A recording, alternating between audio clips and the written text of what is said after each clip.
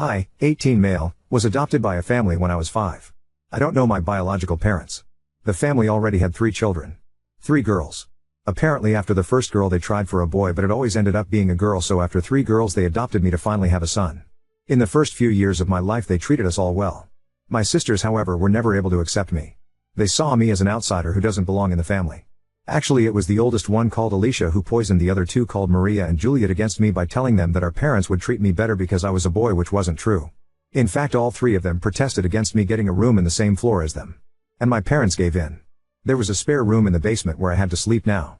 This, however, just led to them making fun of me, calling me names like cellar rat and many more things. I just shrugged it off, assuming that's how siblings treated each other. But I realized that having my sleeping room in the basement somehow also affected the way my parents treated me. Sleeping down there felt like I was out of sight for them. They lost interest in me and I became less significant and important. While on the other hand they started to focus more on my sisters. When I was 13 they completely lost interest in me. It was like I was a homeless person living in the basement. They missed all the appointments I had. They didn't care about my grades. They never even called me to eat. Sometimes I would come upstairs and see how they already took away the plates. If I was lucky there were leftovers that I could eat. Do you think I got presents for my birthday? No, because they didn't even know my birthday in the first place. And last Christmas they said they forgot to buy presents for me, saying they will go hopping with me the next few weeks to get me something, which, as you might expect, never happened. I don't feel despised towards my sisters. I'm glad they have a home where they are cared for and that they can feel loved. I just don't understand why they would adopt me if they just throw me away like a piece of paper. I think they just wanted to have this feeling to have a son for some time, but then realized they could never love me like one of their own. And putting me into the basement was the last straw. That is when they completely banished me from their minds. And I just can't do this anymore. I decided to pack my things and leave. I will do it tonight. I stay at a friend's house for a while and try to look for a job that hopefully gets me enough money so that I can rent an apartment. And after that I will never look back. I decided to leave a letter behind in my room. I wouldn't be surprised if they never even find it. Let alone notice that I'm gone. I use a throwaway for this, but I actually don't know why. I thought I don't want them to see this, but now that I think about it I could send them this post. Update 1. Many of you had great advice, such as taking all my documents with me and go to the police, which I wanted to do today. Let's go through everything that happened chronologically. After reading through many comments I decided to take my documents with me. So at the evening before my adoptive parents went to bed I snuck into their bedroom and took all documents that I could find and waited for nightfall. I packed my things and left when all of them were asleep. Everything went as planned. I silently left the house and went to my best friend's home. He had an apartment in a neighbor's city, so I had to walk for a while. I arrived at his apartment between 2 and 3 a.m. He had a spare bedroom that he used for visitors who might want to stay for the night. We agreed that I could live with him as long as I want. He only expected me to find a job quickly, and if I do he wants me to help him pay the rent for it. I was fine with that. I slept through the night and at the morning I started looking for jobs immediately. But now a few hours something more than interesting happened. While I was on his laptop still looking through the online job advertisements and collecting them, the doorbell rang. He opened the door and I heard a familiar voice. But it wasn't one of my parents. It was one of my sisters. Maria, to be exact. The middle sister. I heard how she asked if I was here. He wanted to lie for me, but I decided to talk to her to find out what she wanted. So I appeared behind him and she winked, "Thank God you're here," and hugged me. I was completely overwhelmed and surprised and didn't know what to say, and then she told me how she found me, and this is where things get more interesting. She told me that this morning a way too familiar sounding story appeared on her TikTok For You page. Apparently my story was shared by a TikTok account who actually had a quite big audience. And she became even more suspicious of the situation when her and the name of her sisters were also mentioned. To be sure about the situation, she went in the basement and into my room, where she found the room mostly empty and of course my letter. I mentioned in the story that I would stay with a friend, so she went out looking for me, telling our parents she was about to visit a friend. She said she drove to 2 different houses before finding the correct address. She apparently visited 2 other friends of me before finding the correct apartment. Apparently she also took the letter with her. She said she hasn't showed them the letter yet and wanted to talk to me first. No one besides her knew where I was or what I did the last night. She apologized to me and offered to talk with her on my side to our parents. She explained that the way I talked about her in the original post made her feel bad. She said she never hated me or anything. She admitted that she protested against me having a room on their floor, but just because of Alicia's influence on her and because she believed her lies when she was younger. Now that I think about it, unlike Alicia and Juliet, she never called me bad names. She said that Juliet probably also is just insufferable because of how Alicia manipulated her. She said she never realized how bad I was treated. She never gave a second thought about me because Alicia spread rumors that I was just very socially awkward and overall didn't like any of them, and that I would just lock myself inside the basement like the worst introvert and all of that. And as a reason for her claims, she just reminded them that I was adopted, and that is why I would try to make myself the outsider. I said to her that this might explain why she and Juliet might have been like that to me but not why my parents would have behaved that way. She replied that she also can just make claims here without any proof, but she thinks it's because even between them Alicia is the golden child as the firstborn. Her and Juliet are only the failed attempts of them having a boy. And her being the golden child made it easier for her to manipulate both of them into believing the lies she told them. Then she said that she knows that mom and dad would be pretty easy to manipulate if you know how. And then she gave me 4 options. 1. I could come with her right now and talk with her to my parents. 2. She would let me think about it and leave but not tell my parents. 3. I refused to go back with her entirely but she would tell them about the letter without telling them where to find me. 4. I refused to go back with her entirely but she would pretend to not know anything but maybe stay in contact with me. I picked option 2 and she gave me her number. She said that if I decide to give them a chance she would support me but she would understand if I refused to. And now we are here. I don't know what to do. I would lie if say I wasn't tempted to give Em a chance, but on the other hand if it's true that Alicia is the one behind all of that I don't know if I want to deal with her again. Update 2. I start this by saying that many of your comments suggested that Maria could have potentially manipulated me and that I shouldn't trust her just now. Which I understand. I decided to stay with my friend. Especially since I applied for so many jobs yesterday and I think I could find one in no time. So there is no reason for me to get back with them as an 18-year-old. But these are just side facts. I would have not given you an update if nothing had happened. Apparently my adoptive parents did realize I was gone recently so they started looking for me. They are sure that Maria knew where I was considering she had my letter with her. I'm currently only in contact with Maria who told me all of this. Apparently my parents tried asking her about my whereabouts and grounded her after she refused to tell them. Yes, they grounded a 21-year-old. Couldn't believe it either.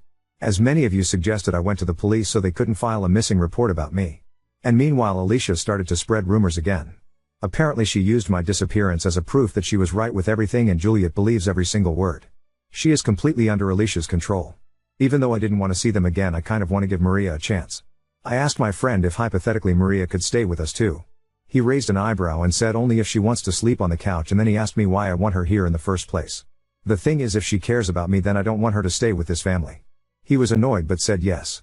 I texted her asking if she'd consider to move out and offered her to stay with me and my friend. Before you say it. I know it seems like a way too quick decision. But I truly think that Maria is not like the rest of them.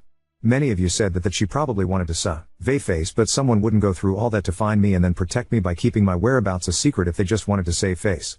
Considering that I never mentioned their last names or where they live, so it's not like anyone could have known it was her in real life. I honestly think that my story opened her eyes. She answered by asking if I was for real and that she wasn't sure.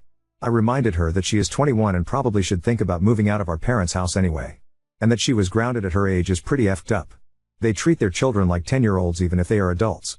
She said she is not denying that she would like that because apparently Alicia also started to spread lies about her too because of how she behaves towards me.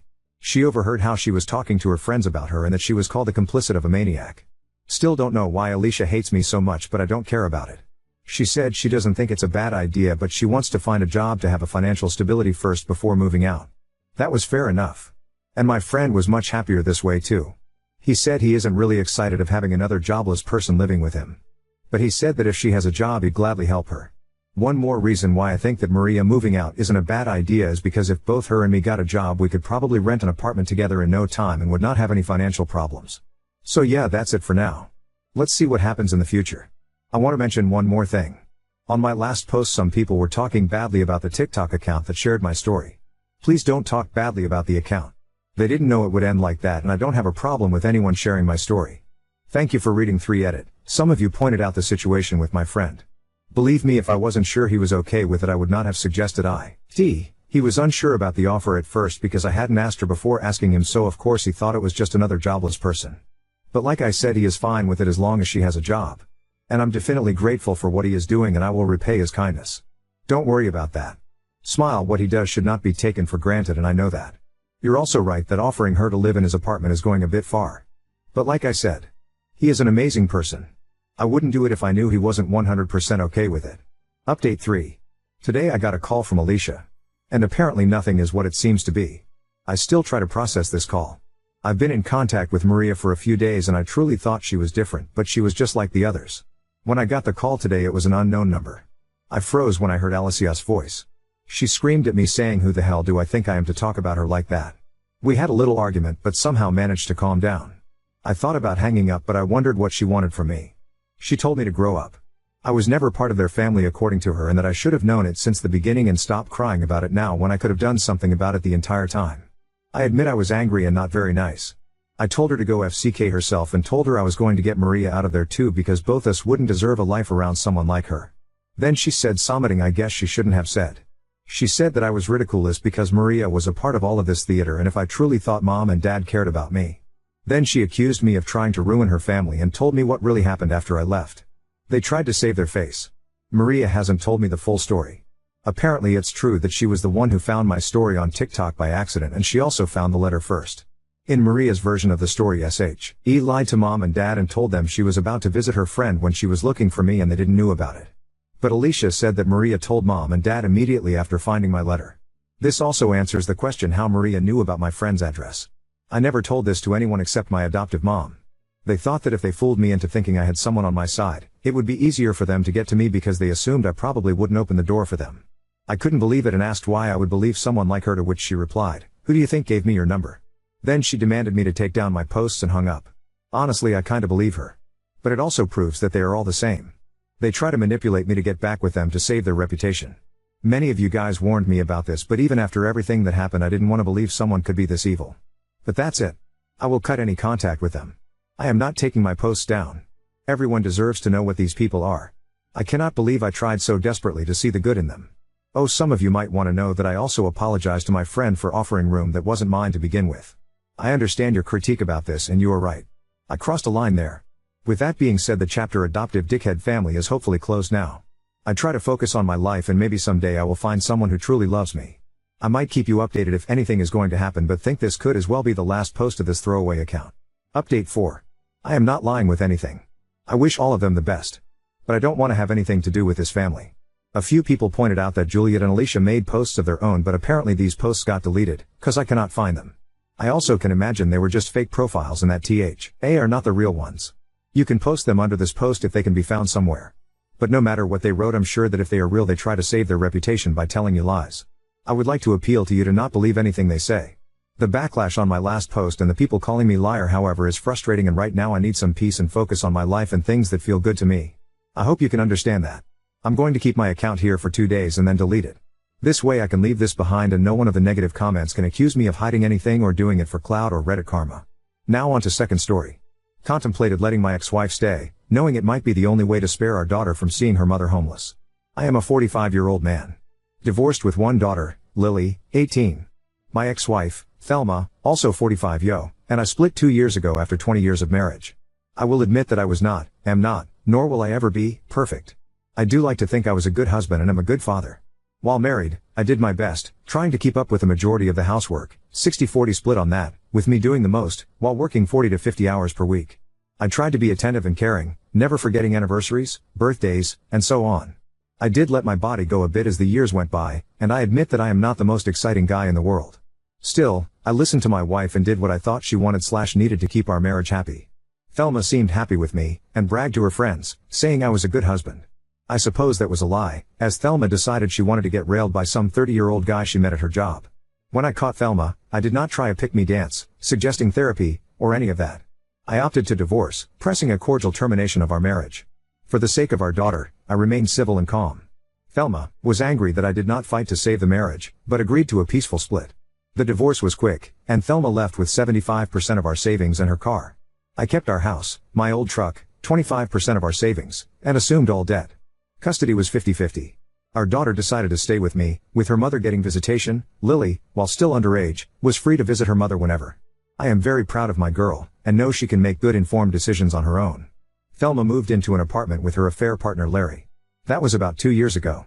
Since then, I have lost the extra weight I put on, 30 pounds, and have dated some. Nothing serious, as I have no desire to ever marry again. Once bitten, twice shy and all that. That brings us to this week. Last night, I got a call from Lily that Thelma was in the emergency room a couple of days ago.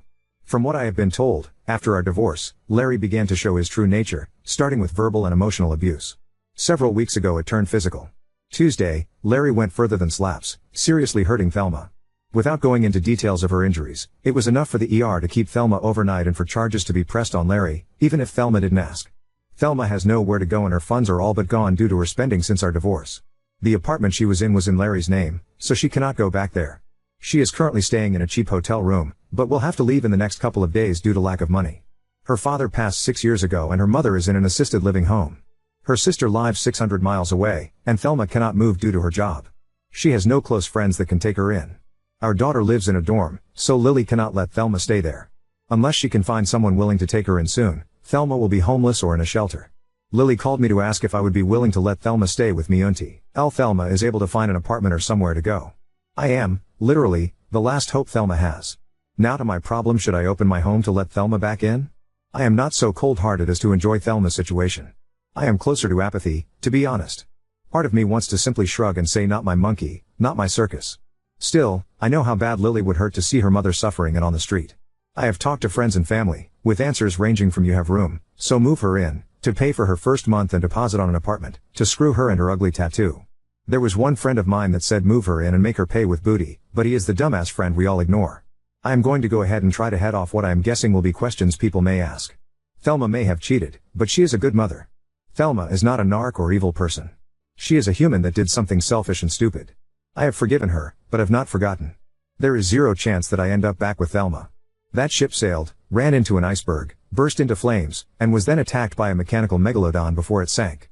Thelma has wanted to escape Larry for a long time, but did not have a chance until he was arrested. He is currently sitting in lockup, unable to post bail. She is getting some sort of protective order. I have no idea if they still work together. 4-hour edit. Thanks to all for your replies so far. I will be meeting with Thelma soon as her shift ends. We are going to Waffle House, and this will be the first real conversation I have had with her in over a year. I kept contact to text only and focused on Lily until now. I am also working on an option that will keep her from being homeless, but keep her out of my house. One other point: some comments have assumed negative characteristics of Thelma that are not true. I do not hate this woman. I do not care for her as I once did, but I do not hate her. She is an excellent mother and, aside from her affair, she was a good wife. Still, infidelity is not something I can have in my relationship, so I divorced her. My daughter understands and supports my decision to never rekindle my romance with Thelma. My sole goal is my daughter's well-being, and for that, nothing is off the table. Yeah, this is the last resort. Kind of a break glass in case of fire situation. Update 1. Years ago, my father bought a house for his younger brother, who has dealt with mental and physical issues his entire life. My father, in his later years, added my name to the deed to help ensure someone could keep a roof over my uncle's head. Now that my uncle is getting older and has retired, wants to move in with his sister and live a basement apartment at her house that will be perfect for him. The initial plan was for us to sell the house and give half the sell price to my uncle. Plans change. It cost me quite a bit, but I bought out my uncle's half of the property, removing him from the deed. I added Lily, my daughter, as an owner to the property, which now has my name and hers. Thelma signed a rental agreement and has moved in there, paying a small amount of rent. This takes care of Thelma's living situation, keeps her out of my house, and sets up Lily for the future with a place of her own, should she ever need one. Lily is extremely happy with this setup, knowing her mom is safe and has a place to live. The rent is little, far lower than market, but it covers insurance and other upkeep. Thelma is using her employer's assistance program for some therapy visits to deal with some mental health issues after living with Larry. I am 100% sure she is over him and will not be welcome in her life. Over the past 2 weeks, I have seen Thelma as a changed woman. I don't quite know how to word it, but she seems more thankful for what she has and less impulsive. More than anything, she seems focused on trying to fix her life. That leaves me. My kid is happy and I got her primed for a good life. Yes, it cost. But it was just money. If it means I have to work a few more years, so be it. In the end, it will be worth it to give my princess the best launch into the world I can give her. A few days ago, I was in a minor accident, leaving me a little banged up. Thelma came over to cook for me and we talked for quite a while. We discussed where we are at in our lives and so on. She is still a beautiful woman inside and out. I know people are quick to condemn cheaters to be branded with scarlet letters and to be beyond forgiveness. Granted, there are some terrible people out there that revel in infidelity. Thelma is not one of them. She is a good person that did something very, very selfish and stupid. She has paid for it. Both Lily and I have forgiven her. Time to move on. I had a question about what happens if Thelma starts dating again. Well, so what? She is not my wife anymore. We are not in any sort of committed relationship. She is free to date or not as she desires. As far as me and Thelma getting back together, the answer is no. I will never marry again. Anyone. For any reason. I am burned on the concept and will not bind myself to someone that way. I really don't think I want to be in a committed relationship either. No, I am not bitter. I am happy for the friends and family that I have in marriages and the like, but I cannot bring myself to get in that sort of situation again. At best, I may date casually or have a FWB situation should the opportunity arise.